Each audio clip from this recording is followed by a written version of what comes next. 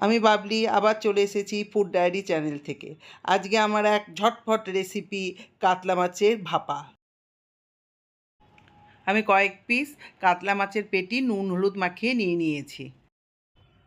আমি আগের থেকে বেটে রেখেছিলাম কালো সর্ষে, সাদা সর্ষে আর পোস্ত, সেটা দিয়ে দিলাম। এবার ছোটো বাটির এক বাটি দই ফেটিয়ে রেখেছিলাম, সেটা দিয়ে দিলাম। এবার আমি পরিমাণ মতন লবণ দিয়ে দিলাম।